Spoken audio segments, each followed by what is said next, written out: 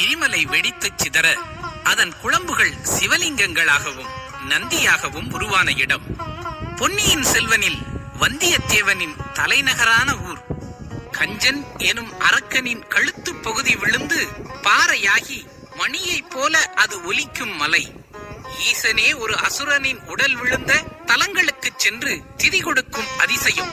இப்படி பல்வேறு அதிசயங்களையும் அற்புதங்களையும் கொண்ட தலம் எது தெரியுமா? அதுதான் காஞ்சனகிரி. பொன்னியின் செல்வனில் வரும் வந்தியத்தேவனின் வானரர் நாடுதான் திருவலம். அவனின் தலைநகரான வல்லம் தற்போது திருவலம் என்று அழைக்கப்படுகிறது. அதிலிருந்து 5 கிலோமீட்டர் தொலைவில் தான் உள்ளது காஞ்சனகிரி. ராணிப்பேட்டை மாவட்டம் லாலாப்பேட்டை என்ற ஊருக்கு அருகில் அமைந்திருக்கிறது காஞ்சனகிரி. அடர்ந்த செடிகொடிகள், நீண்டு வளர்ந்த பாதை. முற்காலத்தில் எரிமலையாக இருந்த மலையின் மீது ஏறி சென்று கொண்டிருக்கிறோம் என்னும் உணர்வே நம்மை மகிழ்விக்கும். மலையின் உச்சியை அடைந்ததும் நாம் வியப்பின் எல்லைக்கே சென்று விடுவோம்.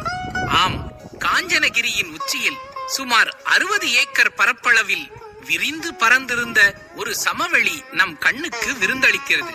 சமவெளியின் ஒரு புறம் பிரம்மாண்டமான சிவலிங்கம், அதற்கு எதிரே ஒரு நந்தி. அந்த காட்சியே நமக்குள் ஒரு பரவசத்தை ஏற்படுத்துகிறது. இந்த மலையில் ஒரு இடத்தில் சுமார் 600 ஆண்டுகளை கடந்த பிரம்மாண்டமான ஆலமரமும் அதன் அருகில் சப்தகன்னியர் மற்றும் ஆஞ்சநேயர் சன்னதிகளும் அமைந்திருக்கின்றன.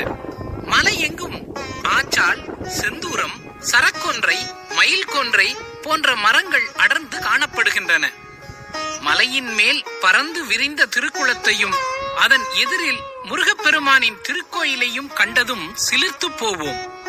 மலையின் நுழைவாயிலில் இடதுபுறமாக அமைந்திருக்கும் படிக்கட்டுகளை கடந்து சென்றதுமே நாம் எந்த அதிசயத்தை தேடி வந்தோமோ அந்த அதிசயத்தை காணலாம். நூற்றுக்கணக்கான சின்னஞ்சிறு சிவலிங்கங்கள், நந்திகள் வரிசையாக காட்சி தரும். இயற்கையாகவே உருவான இந்த சிவ வடிவங்கள் காண்பவரை மெய்சிலிர்க்க வைக்கும். அவற்றின் எதிரிலேயே சுயம்புவாக எழுந்தருளிய காஞ்சனகிரீஸ்வரர்.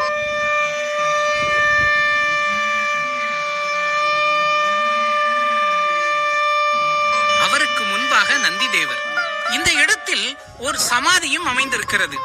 சுமார் 80 ஆண்டுகளுக்கு முன்பு ஈசனின் அருளால் இந்த மலையை பற்றி அறிந்து கொண்டு இங்கு வந்த மலேசிய தொழிலதிபர் சிவஞானம் 1938ஆம் ஆண்டு தனது ஆயுள், உழைப்பு, சொத்துகள் முழுவதையும் இந்த மலைக்காகவே அர்ப்பணித்து இங்கேயே வாழ்ந்தார்.